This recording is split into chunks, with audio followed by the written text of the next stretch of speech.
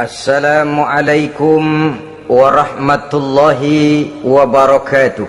Waalaikumsalam warahmatullahi wabarakatuh.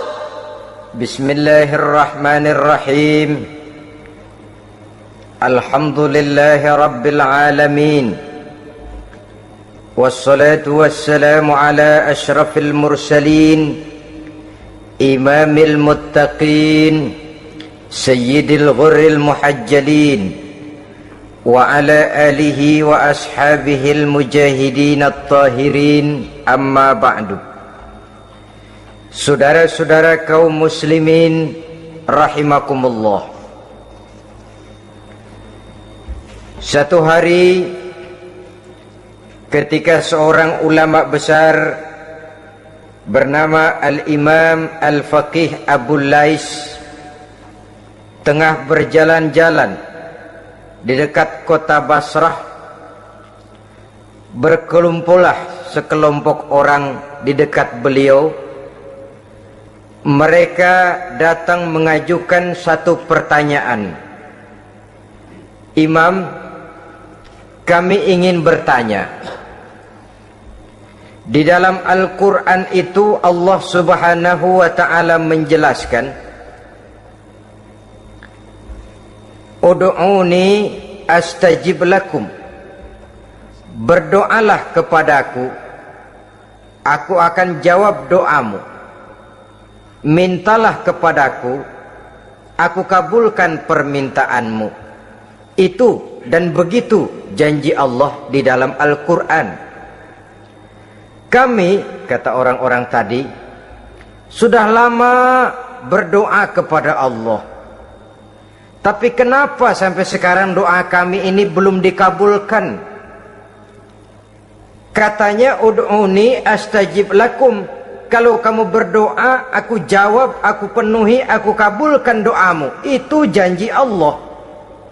Kami sudah lama berdoa pagi, sore, siang, malam. Nyatanya sampai sekarang doa kami belum dikabulkan. Ini bagaimana? Apa ayat Quran salah? Apa Tuhan lagi lempengan nggak denger?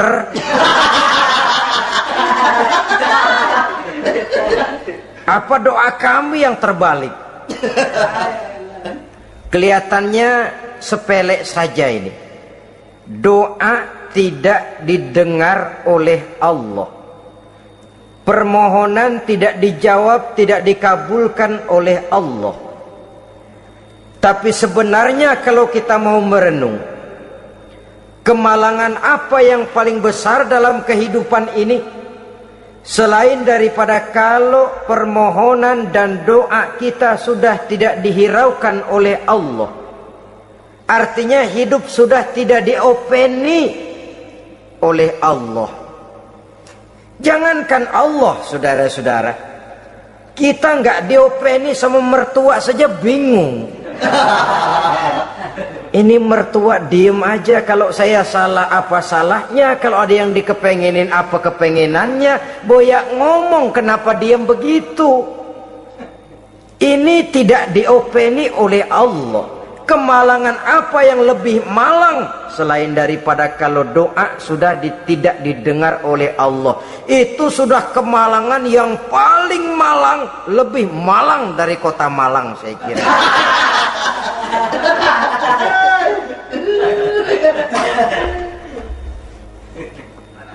Menghadapi pertanyaan ini, Imam Al-Faqih Abu Lais senyum.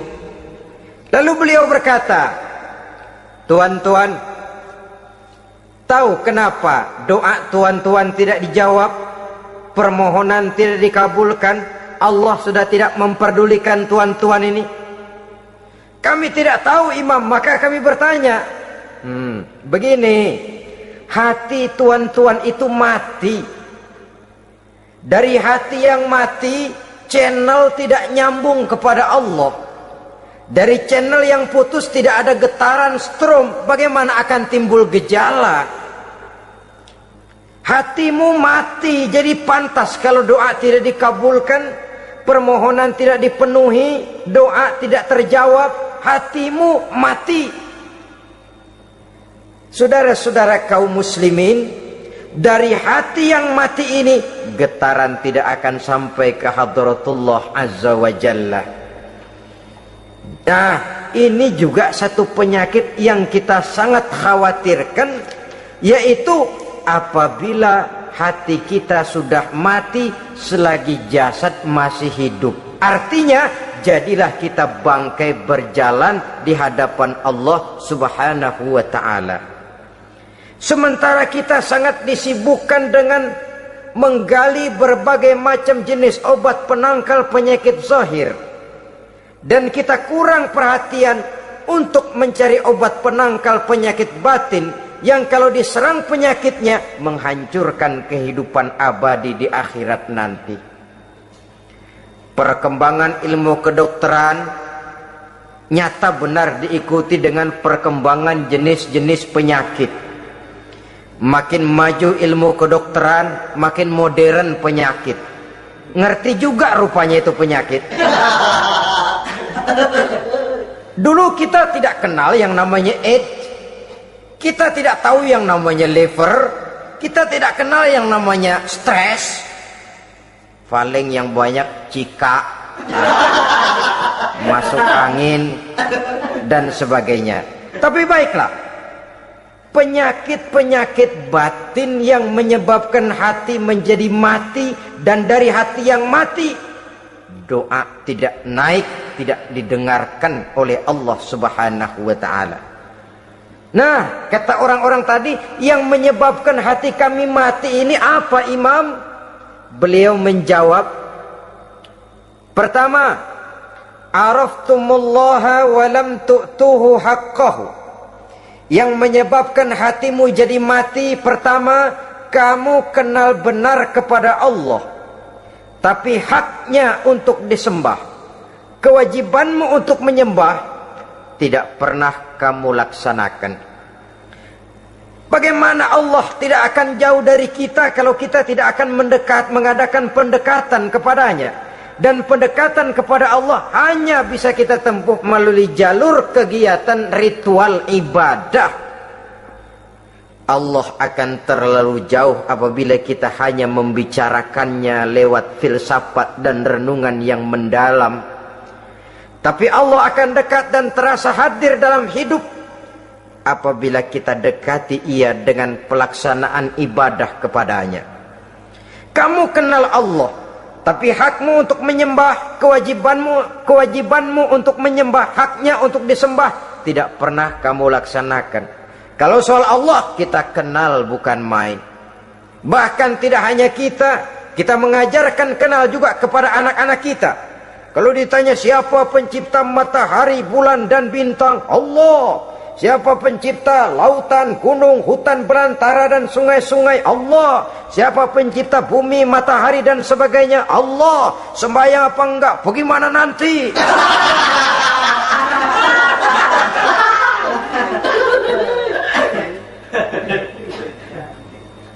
Tanpa pendekatan, Allah akan jauh. Apabila Allah jauh, maka doa tidak akan didengarkan olehnya. Oleh sebab itu, logika mengajarkan kepada kita, berpayahlah dulu, wa man ladzatu illa ba'da ta'ab, inna ma'al usri yusra. Di balik kesulitan menunggu kemudahan. Nikmat baru akan terasa, kelezatan hidup baru akan terasa setelah kita jerih payah banting tulang peras keringat. Rasanya memang lebih nikmat sepotong singkong hasil cucuran keringat sendiri ketimbang roti dijejelin orang. Ini berarti kita ingin mohon pertolongan kepada Allah, sementara dengan Allah sendiri kita jauh. Sama saja dalam kehidupan kita analoginya, saudara-saudara. Orang tidak kenal kepada saudara, tahu-tahu jauh dari saudara, tahu-tahu datang mau minjem duit. Apa kesan saudara? Enak aja, kenal enggak, deket enggak, datang-datang mau minjem duit. Emang duit percetakan bapak lu?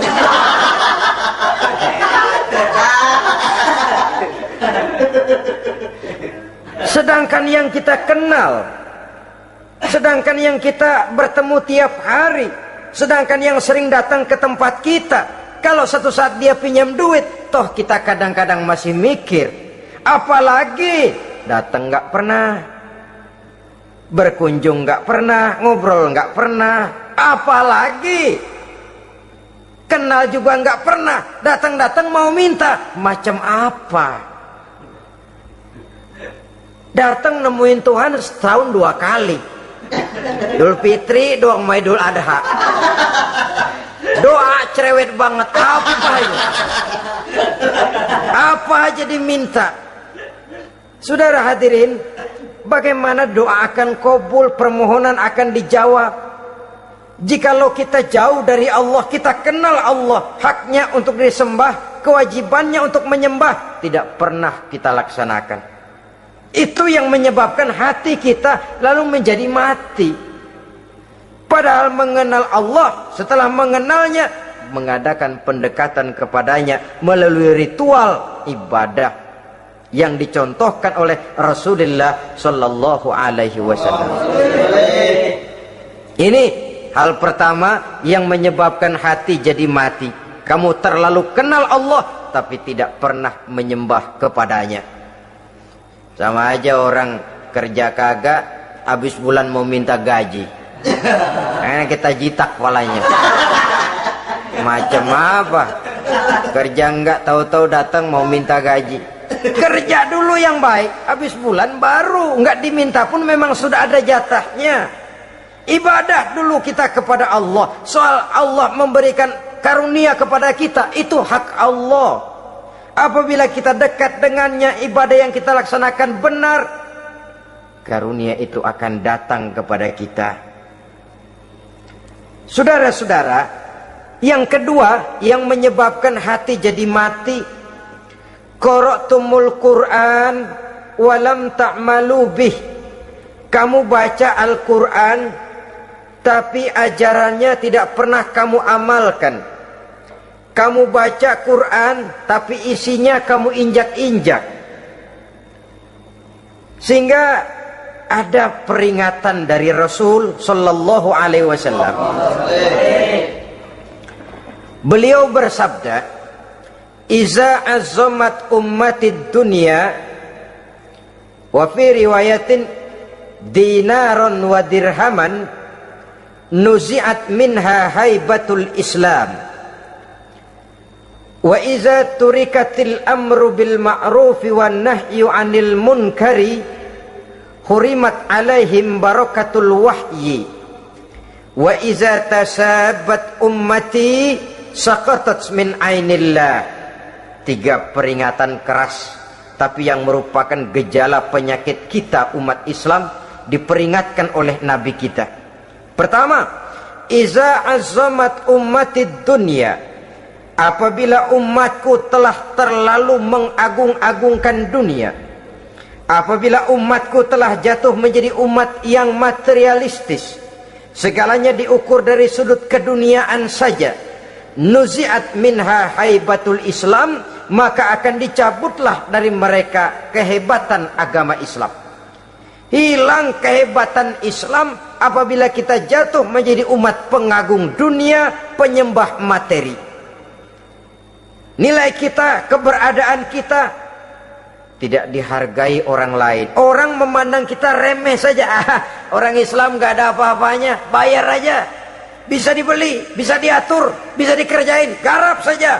Nuzi'at minha haibatul Islam, hilang dari mereka kehebatan Islam ini. Kenapa? Mereka telah mengagungkan dunia dan menjadikannya sebagai tujuan. Padahal dunia cuma alat, materi cuma alat, harta cuma alat. Yang kedua, wa iza turikatil amru bil ma'rufi wan nahyu 'anil munkari hurimat 'alaihim barakatul wahyi.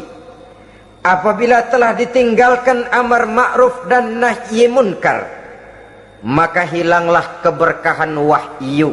Ini yang ada hubungannya dengan masalah kita.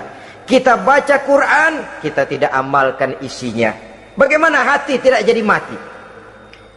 Amar ma'ruf dan nahi munkar ditinggalkan orang, hilang keberkahan wahyu. Pada saat itu boleh jadi Quran ada, tapi cuma tinggal tulisan saja. Islam ada, cuma tinggal sekedar nama saja. Diseminarkan, disimposiumkan, dimuktamarkan, tapi tidak dijabarkan dalam kehidupan sehari-hari. Apabila amar ma'ruf dan nahi munkar telah ditinggalkan orang, hilang keberkahan Quran itu. Akibatnya apa? Apabila amar ma'ruf tidak lagi digalakkan orang, nahi munkar tidak dilaksanakan orang, lalu orang menilai sesuatu menurut seleranya sendiri. Mana yang ma'ruf, mana yang munkar, tidak ada lagi patokan utama. Kalau baik kata otaknya, dia kerjakan. Tidak baik menurut otaknya, dia tinggalkan. Agamanya adalah otak, berhalanya adalah akal. Akhirnya umat kehilangan pedoman. Tidak lagi jelas mana batas yang ma'ruf, mana batas yang munkar. Dalam kondisi sedemikian, akhirnya akan terjadi penjungkiran nilai. Paling celaka nantinya, yang ma'ruf malah dianggap munkar, yang munkar malah menjadi ma'ruf. Peringatan ketiga dari Nabi, wa iza tasabat ummati saqatat min ainillah. Apabila umatku sudah saling berbantahan, apabila umatku sudah saling caci memaki, saqatat min ainillah, jatuhlah mereka dalam pandangan Allah Subhanahu wa ta'ala. Hilang wibawa umat yang sudah saling mencaci maki, saling menjatuhkan, saling gasak, gesek, gosok. Justru agama menganjurkan kita ini saling asah, asih, asuh. Kadang yang kita praktekkan, kita ini saling gasak. Yang kedua, saling gesek. Yang ketiga, saling gosok. Gasak, gesek, gosok. Kacau kita ini. Saling gasak, menjegal kawan seiring, menggunting dalam lipatan. Saling gosok, fitnah sana, fitnah sini. Saling gesek, sikut kiri, sikut kanan. Tidak peduli orang lain luka dan sebagainya. Yang penting dia bisa nangkring. Jatuh kita dalam pandangan Allah apabila umat sudah saling mencaci maki. Maka kita kembali kepada persoalan hal kedua yang menyebabkan hati jadi mati, qara'tumul Qur'an walam ta'malu bih. Kita baca Al-Quran tapi ajarannya nyaris tidak kita amalkan di dalam kehidupan kita. Akibatnya hati lalu jadi mati. Itu yang kedua. Yang ketiga yang menyebabkan hati jadi mati dan doa tidak terjawab, idda'aitum annakum min ummati Muhammadin sallallahu alaihi wasallam walam ta'malu bisunnatihi. Kamu mengaku, kamu memproklamirkan diri sebagai umatnya Nabi Muhammad, tapi sunnahnya tidak pernah kamu amalkan. Malahan perkembangan paling akhir bukan saja tidak mau mengamalkan sunnah, malah mengingkari sunnah. Inna lillahi wa inna ilaihi raji'un. Oh, Nabi Muhammad itu manusia biasa seperti kita. Sebagai manusia dia bisa salah. Dan ternyata hadis banyak yang palsu. Yang otentik cuma Quran. Selebihnya adalah sejarah. Tidak ada itu sunnah. Langsung saja kepada Quran. Oh, hadis itu bukan sumber hukum. Oh, tidak perlu mengamalkan sunnah. Saudara-saudara kaum muslimin, mengaku kita umat Nabi, tapi sunnahnya kita campakkan, tidak kita amalkan. Setelah tidak kita amalkan, kita campakkan. Setelah kita campakkan, kita ingkari pula. Inna lillahi wa inna ilaihi raji'un. Bagaimana hati tidak jadi mati? Kalau siang malam kita memproklamirkan diri sebagai umat Nabi Muhammad, sementara sunnahnya kita campakkan, kita abaikan, dan kita ingkari dia sunnah itu. Padahal jikalau sekarang kita mengenal Islam, jikalau kita sekarang ngerti halal haram, tahu hak batil, bisa memilah dan memilih antara yang ma'ruf dengan yang munkar, itu utamanya adalah karena jasa Nabi Muhammad SAW, yang dari generasi ke generasi dilanjutkan oleh para sahabat, oleh tabi'in, oleh tabi'in, terus oleh para ulama-ulama sampai kepada kita sekarang ini. Walaupun beliau hanya berfungsi sebagai penyampai, tapi kepribadiannya dijadikan model oleh Allah Subhanahu wa taala di dalam kita melaksanakan kehidupan beragama. Bahwa beliau manusia seperti kita, memang dalam arti unsur biologisnya ya manusia, punya darah, punya daging, punya hati, punya perasaan, bisa sedih, bisa gembira. Tetapi beliau itu termasuk basyarun la kal basyar, manusia yang tidak seperti manusia pada umumnya, punya spesifik. Dan itu wajar sebagai seorang Rasul pilihan Allah, apalagi merupakan Rasul pilihan dari sekian puluh pilihan. Bahwa jamrud itu batu memang, tapi nilainya kan berbeda dengan batu kolar.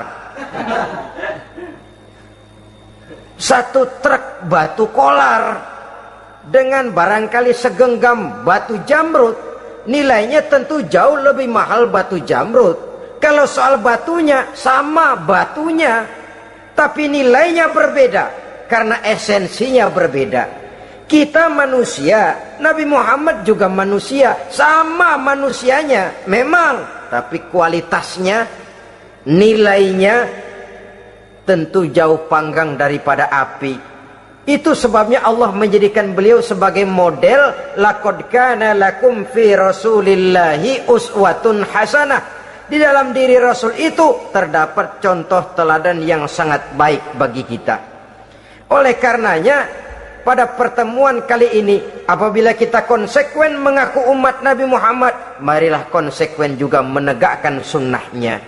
3. Yang keempat, yang menyebabkan hati jadi mati dan doa tidak terjawab, akaltum ni'mata rabbikum walam tashkurulah.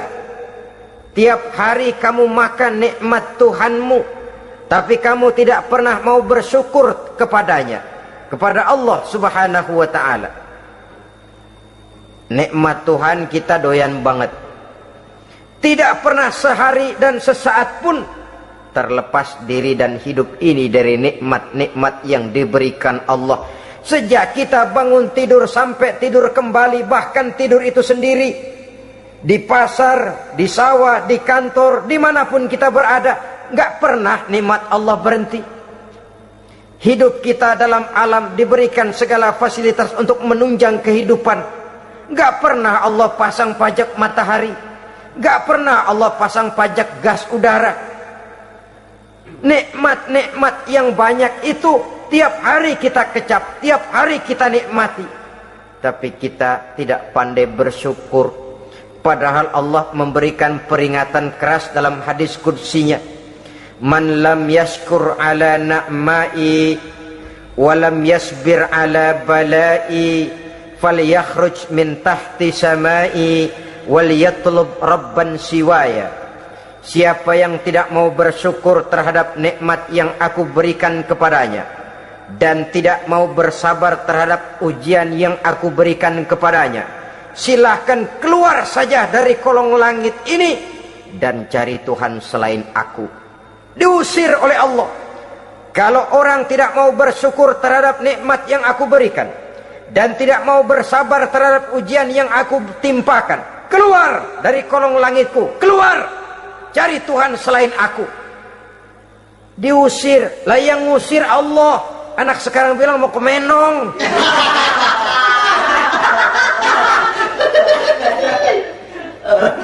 Kalau diusir kita dari Jakarta, masih bisa pindah ke Bandung. Diusir kita dari Bandung, bisa pindah ke Jogja, Solo. Diusir kita dari Indonesia, bisa pindah ke Singapura, Malaysia. Diusir dari kolong langit, mau cari langit mana lagi? Kalau kau tidak mau mensyukuri nikmatku, tidak sabar terhadap ujian yang aku berikan kepadamu, keluar saja, keluar dari kolong langitku ini, cari Tuhan selain aku. Kalau istilah kita mah Tuhan jengkel banget udah itu. Nikmatku, yang nikmat yang aku berikan kau makan, tapi kepadaku engkau tidak pernah mau bersyukur.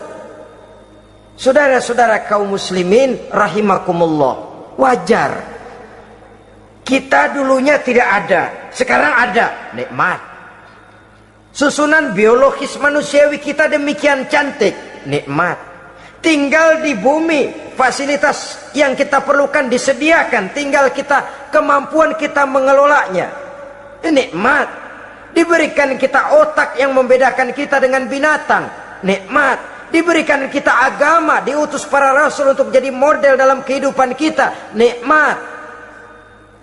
Kalau cara kita emang kurang apa sih? Apa yang kurang, hai manusia? Engkau tidak ada, aku adakan. Kalau aku perintahkan kau tinggal di bulan, mungkin kau tidak akan sanggup hidup. Begitu lahir juga kelepek-kelepek habis. Ya nggak ada HO2 toh di bulan. Mau ngisap apa? Aku tinggalkan kau, aku perintahkan tinggal di permukaan bumi. Alamnya indah, fasilitas serba menunjang. Nikmati semuanya, semuanya untuk kamu, semuanya. Satu pintaku, syukuri nikmat yang aku berikan kepadamu. Ya bukan cuma syukur dalam ucapan, syukur dalam perbuatan. Banyak nikmat yang diterima, makin banyak dia sujud, makin banyak dia ruku, makin banyak dia mengadakan pendekatan kepada Allah. Syukur dalam artian berupa tindakan dan perbuatan, mempergunakan nikmat sesuai dengan kehendak yang memberikan nikmat itu sendiri kepada kita. Saudara-saudara kaum muslimin rahimakumullah, ini penyakit yang keempat.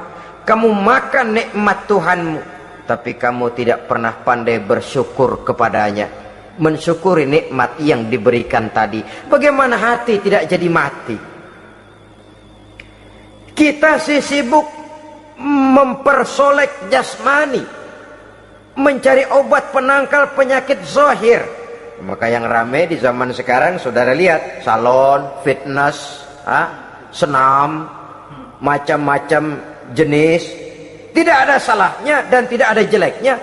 Tapi kalau itu sampai melupakan kita kepada memperindah batin, memperbaiki jiwa, artinya bukankah kita perlahan tapi mempersiapkan diri menjadi bangkai berjalan di hadapan Allah? Dengan operasi plastik, yang pesek jadi mancung, yang sipit jadi belok, kulit keriput jadi kencang, pipi terlalu cekung bisa diatur. Saudara-saudara, tapi kalau hati yang rusak, jiwa yang rusak, kemana lagi kita akan berobat kalau bukan kepada agama? Maka hati itu jadi mati apabila kita selalu memakan nikmat Allah dan tidak pandai mensyukuri nikmat itu. Dari hati yang mati tidak akan ada getarannya. Oleh sebab itu doa tidak terjawab. Selanjutnya, yang menyebabkan doa tak terjawab dari sebab matinya hati, qultum annal mauta haqqun wa lam tasta'iddu lahu. Kamu berkata, kamu yakin bahwa mati adalah sesuatu yang benar, tapi kamu tidak pernah punya persiapan untuk mati. Padahal menurut logika, orang yang akan bepergian jauh tentu dia harus mempunyai bekal yang cukup. Semakin jauh jarak perjalanan yang akan ditempuhnya, semakin banyak perbekalan yang harus dibawanya. Dahulu, seketika beberapa jamaah dari Yaman akan melaksanakan ibadah haji dengan nekat, mereka berprinsip, pokoknya kan berangkat haji jadi tamunya Allah, nanti Allah yang akan ngelayanin. Mereka nekat, modal badan doang berangkat. Diadukan kepada baginda Rasul, lalu turun peringatan dari Allah, wa tazawwadu fa inna khairaz zadi taqwa. Jangan begitu, bawa bekal, sesungguhnya bekal yang paling baik adalah takwa. bahwa berangkat dengan bekal takwa itu bekal yang paling utama, tapi bekal-bekal yang lain pun jangan diabaikan. Kalau kita akan berangkat untuk tujuan yang baik, bekal yang paling utama memang takwa, tapi tidak berarti harus mengabaikan bekal-bekal yang lain. Begitulah, semakin jauh perjalanan yang akan kita tempuh, semakin banyak bekal yang harus kita hadapi. Kalau saudara mau pergi ke Surabaya, tidak membawa bekal kemudian berani berangkat, rasanya sih saya pikir itu bukan berani, nekat namanya. Sama saja orang belum pernah sembahyang mati, nekat tuh orang, berani amat. Belum berbuat kebaikan barang sedikit pun sudah mati, nekat namanya itu. Sama saja tadi, nggak bawa bekal apa-apa berangkat ke Surabaya. Sampai Surabaya belum tentu, sengsara udah jelas. Belum punya bekal yang baik sudah mati. Sampai ke surga belum tentu, tapi kebelangsak dan sengsara rasa-rasanya pasti itu. Oleh karena itu, kalau kita yakin mati sesuatu yang benar, sesuatu yang pasti datang menimpa, maka hendaklah kita mempersiapkan bekal. Kemudian idda'aitumun najata minan nar wa ramaitum fiha anfusakum. Kamu memproklamirkan diri ingin selamat dari neraka, tapi kamu lemparkan dirimu ke dalam neraka. Bagaimanapun bajingannya bajingan, kalau ditanya ente mau masuk neraka enggak? Jawabannya pasti enggak. Itu pasti. Perbuatannya sendiri yang melemparkan dirinya ke dalam neraka, membiarkan dirinya berlarut-larut, bertimbun-timbun dalam dosa dan kesalahan, dan tidak akan ada niatan untuk memperbaiki diri. Hanyut di meja judi, habis ditelan minuman keras, fitnah sana fitnah sini, hasud sana hasud sini. Padahal mulutnya ingin selamat dari neraka, perbuatannya malah melemparkan dirinya ke dalam api neraka. Tidak ada orang yang lebih sayang kepada diri kita selain kita sendiri. Dan menyayangi diri itu tidak cuma dengan memandikannya sehari 3 kali, memakaikannya parfum dengan segala macam merek, memakai sabun yang wangi-wangi, minyak yang harum-harum. Lebih daripada itu, jaga dan sayangi diri. Jangan jatuhkan dia ke dalam perbuatan-perbuatan yang bisa menjerumuskan diri itu ke dalam neraka. Kemudian disambung oleh Imam Al-Faqih Abu Lais yang menyebabkan doa tidak terjawab karena hati mati. Idda'aitum dukhulal jannah walam ta'malu laha. Kamu ingin masuk surga, tapi kamu berat mengamalkan perbuatan yang bisa menyampaikan kamu ke surga. Semua kita kalau ditanya, mau masuk surga? Mau. Tapi jarang yang berlomba melakukan perbuatan-perbuatan yang bisa menyampaikan kita ke surga. Kemudian yang terakhir kata Imam Al-Faqih Abu Lais, dafantum mautakum walam ta'tabiru laha. Kamu menguburkan orang yang mati di antara kamu, tapi kamu tidak bisa mengambil iktibar, tidak bisa mengambil pelajaran dari mayit yang jenazah yang kau kuburkan itu. Mestinya kan nguburin orang tuh membuat sadar. Iya, kalau sekarang dia saya baringkan di liang lahat, menghadap ke arah kiblat, bantalnya tanah. Setelah itu ditutup dengan papan, lalu ditimbun dengan tanah. Iya, sekarang giliran dia, giliran saya, entah besok, lusa, bulan depan, tahun depan, tapi pasti mengubur mayat, mengubur jenazah, tapi tidak bisa mengambil iktibar dari yang dilaksanakannya itu. Ini merupakan penyakit-penyakit batin yang merupakan handicap, yang menimbulkan jarak antara kita dengan Allah Subhanahu wa ta'ala. Pantas kalau itu semua ada pada diri kita, hati jadi mati. Dari hati yang mati, doa tidak akan tembus. Kita tidak lagi akan diperdulikan oleh Allah Subhanahu wa ta'ala. Dan itu sekali lagi kemalangan yang terbesar dalam kehidupan kita. Bagaimana jalan keluarnya? Pertama, memperbaiki batin kita, menyelamatkan diri daripada penyakit-penyakit yang bisa mematikan hati seperti yang sudah saya sebutkan tadi. Yang kedua, berdoa dengan adab, sehingga tata cara di dalam kita bermohon kepada Allah Subhanahu wa taala dibicarakan secara khusus oleh Al-Imamul Ghazali dalam kitab Ihya beliau yang disebut adabud doa. Adab di dalam kita melaksanakan doa kepada Allah Subhanahu wa taala. Setelah batin ini bersih dari penyakit-penyakit hati yang bisa menyebabkan hati jadi mati, berdoalah kita kepada Allah. Bagaimana adabnya? Kata Imamul Ghazali rahimahullah, yang pertama hendaklah ia di dalam berdoa itu memilih waktu yang mulia. Minal awqatis syarifah, kata beliau. Memilih waktu-waktu yang punya nilai mulia.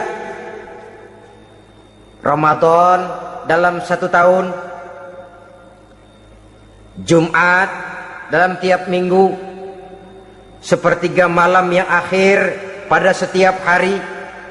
Waktu-waktu yang punya nilai mulia. Walaupun misalnya saudara berdoa pada hari Kamis, tidak ada halangannya Allah mau kabulkan. Ini tidak berarti bahwa kalau sudah berdoa hari Jumat lalu hari Kamis tidak mau berdoa, tidak. Lebih memilih mengintai waktu-waktu yang punya nilai mulia. Lailatul Qadar sekali dalam setahun. Waktu-waktu yang punya nilai mulia. Logikanya begini, saudara-saudara. Kalau kita datang ke rumah seseorang, tujuan utama kita minjem duit, yang paling pertama kita perhitungkan tanggal berapa nih? Kan itu toh, tanggal berapa? Kalau tanggal 20 atuh minjem duit, orang lagi ngap-ngapan, boro-boro dia bisa minjemin, dia sendiri mungkin lagi pusing. Kita lebih dulu kita amatin tanggal berapa nih, yang enak sore apa siang, jam 2. Jam 2 dia baru pulang dari kantor, tapi giliran tidur. Kalau dia tidur dibangunin, datang mau minjem duit, kagak dimaki-maki juga kebagusan deh. Kan kita lihat waktunya, timingnya, kata orang sekarang. Tanggal berapa, sore apa malam, apalagi gulem apa terang bulan. Itu semua sudah kita atur sedemikian rupa, memilih waktu. Yang kedua, kata Imamul Ghazali, memilih keadaan yang istimewa. Kalau tadi soal waktu, yang kedua soal keadaan. Ada situasi-situasi di mana doa itu diijabah oleh Allah Subhanahu wa taala. Di antaranya kata Imam Abi Hurairah, "Inda zahfis sufuf fi sabilillah." Pada waktu mengatur barisan perang membela agama, di situ doa kabul. Inda nuzulil ghais, ketika turun gerimis, di situ doa makbul. Inda iqamis shalah, ketika salat mau didirikan, riwayat lain bainal azan wal iqamah, antara azan dan qomat, di situ doa makbul. Itu memilih keadaan-keadaan. Kemudian yang ketiga, kata beliau, berdoa menghadap kiblat. Ya, apa kalau doa madhab mudik Tuhan kagak tahu? Tahu. Tuhan nggak dengar, cuma lebih etis. Lebih etis kalau kita berdoa menghadap ke arah kiblat. Saudara-saudara kaum muslimin rahimakumullah. Yang keempat, hifdzus saut, menyederhanakan suara. Tidak terlalu keras, juga tidak terdengar orang lain, apalagi kalau doa kita diaminkan oleh orang lain. Tidak usah terlalu keras. Kenapa? Karena Allah yang kita meminta kepadanya bukan zat yang tuli, bukan zat yang buta, bukan zat yang tidak dengar, bahkan dia maha dengar. Juga tidak terlalu seperti orang berbisik-bisik, apalagi kalau doanya doa bersama-sama. Tapi kadang-kadang terdorong oleh husnuzon dari para makmum saja. Tidak peduli apa yang dibaca oleh imam, yang kedengaran cuma amin aja gerengan. Amin, amin, amin, amin, amin, amin.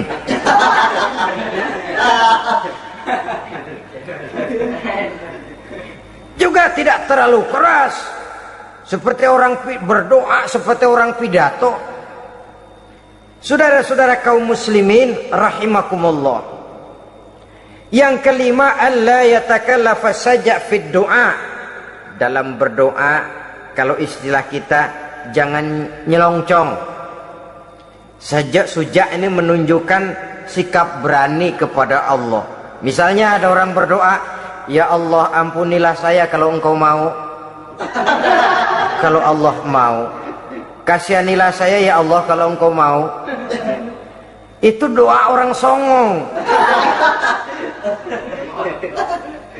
Atau sama saja, ya Allah berilah saya rezeki dikit aja. Emang kenapa pakai begitu?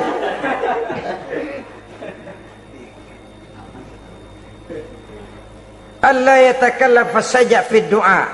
Yang keenam kata Imamul Ghazali, at-tadarru' wal khusyu'. Dengan tadarru' dan khusyu', dengan sikap tawadu, benar-benar ya seperti kita lah kalau datang memang menghajatkan pertolongan dari seseorang, segala action kita atur supaya hajat kita itu kabul, kan begitu. Kadang-kadang istilah orang kalau perlu ngesor mah ngesor dah, yang penting permintaan dikabulkan, gitu saja. Kita lihat sekarang ini, ramai orang bicara soal film-film Parno. Kelihatannya pendatang-pendatang baru, pokoknya asal bisa main dah, bugil ya bugil dah. Yang penting nyohor, bisa tampil. Walaupun dalihnya semua sama, mula-mula cuma iseng. Adegan panas bagaimana? Kalau tuntutan skenario apa boleh buat? Apa boleh buat? Emang nggak bisa milih. Setelah film beredar baru saya juga jijik ngeliat, tadi kemana waktu bikin? Udah jadi baru jijik, bikinnya merem memang itu.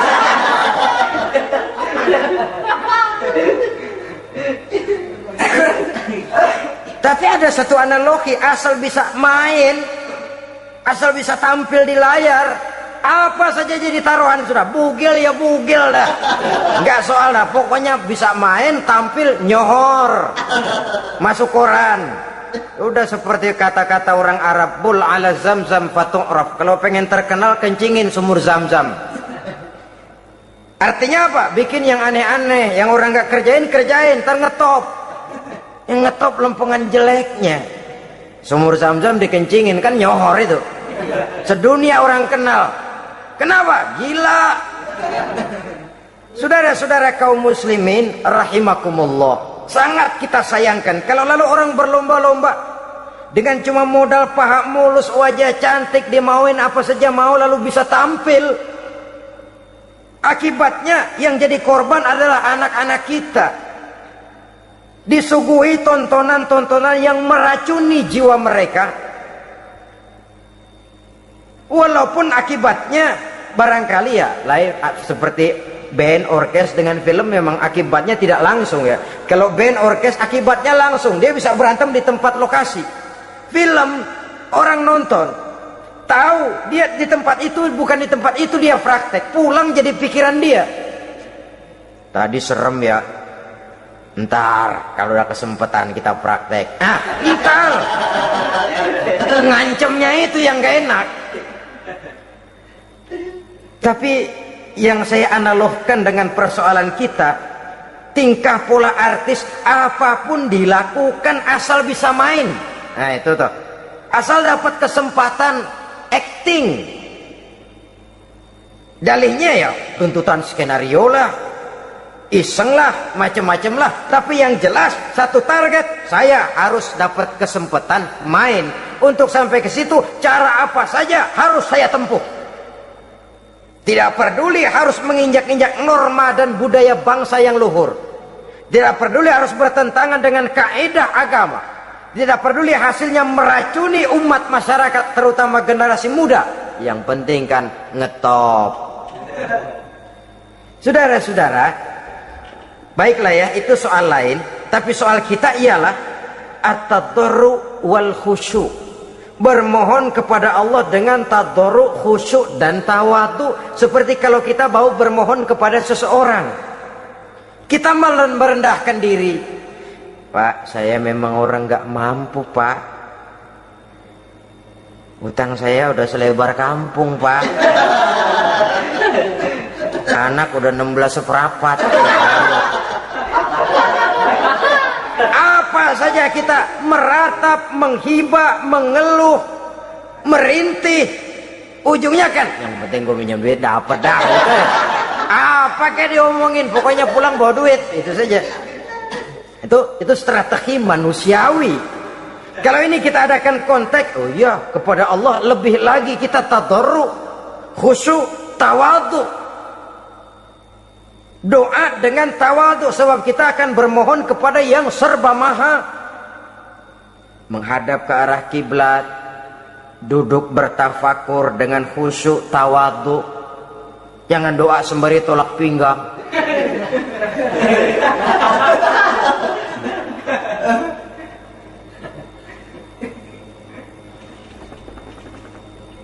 Yang ketujuh, kata Imamul Ghazali, ayyujzimad du'a wa yuqina bil ijabah. Hendaknya dia menjazamkan doanya itu dan yakin bahwa doanya akan dikabulkan oleh Allah. Sebab kata Nabi, innallaha la yaqbalu du'aan min qalbin ghafilin lahin. Allah subhanahu wa ta'ala tidak akan menerima doa dari hati yang lalai dan main-main. Doa ke orang ogah-ogahan.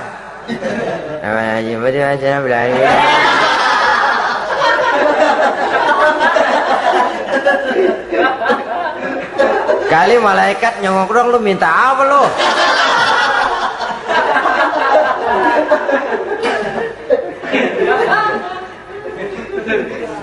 Seperti tadi itu, kita datang mau minjem duit sama orang, ngomongnya ogah-ogahan. Minjem duit dikasih syukur, enggak ya udah. Ya enggak dah, enggak dikasih sudah. Kenapa? Mintanya begitu, enggak serius dan enggak yakin bahwa doanya akan dikabulkan. Kalau kita sudah punya keyakinan, jangan-jangan doa saya enggak diterima Allah. Enggak. Kata Allah, ana inda zanni abdi bi. Aku sih bagaimana menurut sangka hambaku kepadaku saja. Kalau sangkanya baik, aku baik. Kalau sangkanya doanya dikabulkan, aku kabulkan. So itu doa harus dengan pasti dan harus dengan yakin doa itu akan dikabulkan dan meluruskan harapan, membenarkan cita-cita, meluruskan maksud apabila doa itu dikabulkan oleh Allah Subhanahu wa taala. Saudara-saudara, oleh karenanya jangan doa setengah hati. Jangan berdoa sambil main-main. Apalagi menghadap kiblat dengan dua tangan terangkat sebagaimana dicontohkan oleh Rasulullah sallallahu alaihi wasallam. Bahwa berdoa tanpa mengangkat kedua tangan pun Allah tahu, Allah dengar, tapi kelihatannya kurang serius. Seolah-olah terserah dah Tuhan, mau dikasih ya kasih, enggak ya udah. Seolah-olah kita tidak serius dalam berdoa. Kemudian yang berikutnya kata Imamul Ghazali, ayyaftatahad du'a bi zikrillah fala yabda'u bi su'al. Hendaknya dia mulai berdoa itu dengan menyebut nama Allah, berzikir kepada Allah, fala yabda'u bi su'al, jangan langsung memulai dengan permintaan. Ini tata krama etisnya. Sama juga orang kirim surat, salam sejahtera kami haturkan, padahal mah nggak ada itu juga nggak apa-apa. Itu kan maksud mukaddimah saja. Besar harapan kami semoga Bapak dan keluarga di sini pun berada dalam keadaan sehat walafiat. Selanjutnya kami telah dengar dari berbagai teman tentang kedermawanan Bapak, tentang bantuan Bapak di berbagai bidang yang menyangkut sosial pendidikan. Sehubungan dengan itu maka kami bermaksud mengajukan permohonan. Baru masuk itu mah 15 kalimat kesonoin, urusan lain. Intinya sehubungan dengan itu kami bermaksud memohon kepada Bapak. Kita mulai. Salam sejahtera kami haturkan, bersama ini pula kami macam-macam lah. Sama juga seperti tadi itu. Kita datang mau minjem duit. Datang karena kita tahu datang habis bulan. Malam terang bulan. Udaranya sejuk. Ngobrol lah kita, dapat teh. Apa kabar Pak? Baik. Aduh Bapak sih untung dah Pak, kayak pemurah lagi. Saya tahu Bapak banyak nyumbang di mana-mana. Di Angon aja tuh orang di Angon.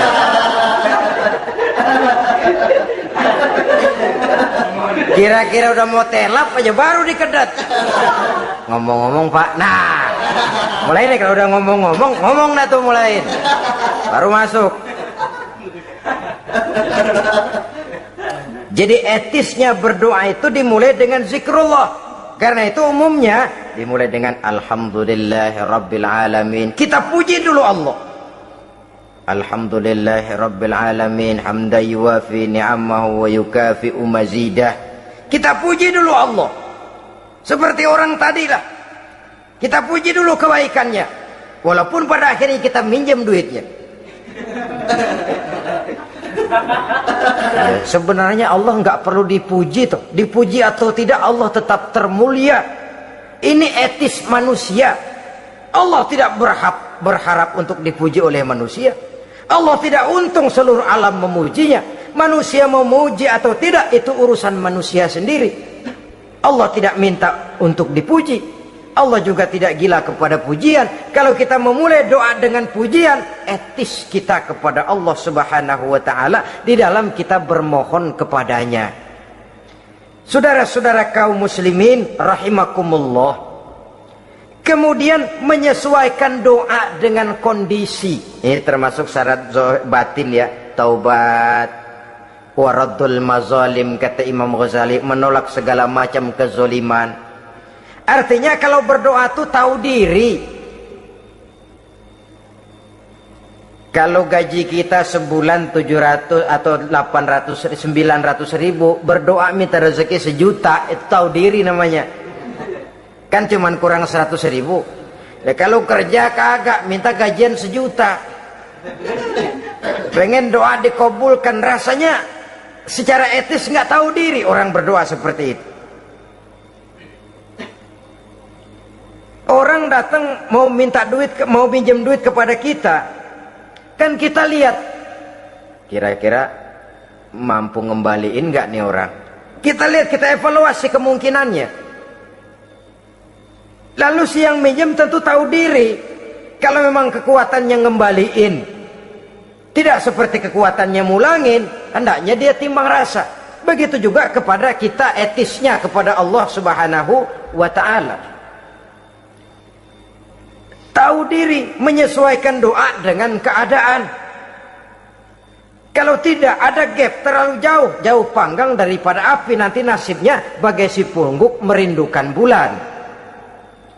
Apabila adab-adab di dalam berdoa ini kita perhatikan, sejak dia dari adab yang zahir sampai kepada adab yang batin, kemudian penyakit-penyakit yang membuat hati itu jadi mati, maka insya Allah doa kita dijabah oleh Allah Subhanahu wa ta'ala. Dalam Al-Baqarah ayat 186 Allah Subhanahu wa ta'ala menjelaskan, wa iza sa'alaka ibadi anni fa inni qarib ujibu da'watad da'i iza da'ani falyastajibuli wal yu'minu bi la'allahum yarshudun. Apabila hambaku bertanya kepadamu Muhammad tentang aku, kata Allah, fa inni qarib, katakan kepadanya aku dekat sekali dengan mereka. Ujibu da'watad da'i iza da'ani, aku akan jawab aku kabulkan permohonan orang-orang yang berdoa kepadaku. Falyastajibuli wal yu'minu bi, maka hendaknya mereka juga menjawab panggilanku atas dasar iman kepadaku.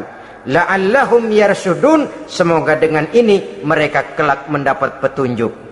Saudara-saudara, Al-Baqarah 186 ini dengan nyata menjelaskan kepada kita, Allah akan menjawab doa, mengabulkan permohonan apabila kita falyastajibuli wal yu'minu bi, juga menjawab panggilan Allah atas dasar beriman kepadanya. Logikanya tadi itu, araftumullaha wa lam tu'tuhu haqqahu.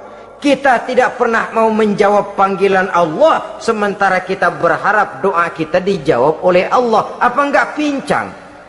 Apa enggak berat sebelah? Panggilan Allah kita berat memenuhinya, sementara kita sangat berharap agar permohonan kita, seruan kita dikabulkan oleh Allah. Menjawab panggilan Allah atas dasar beriman kepadanya.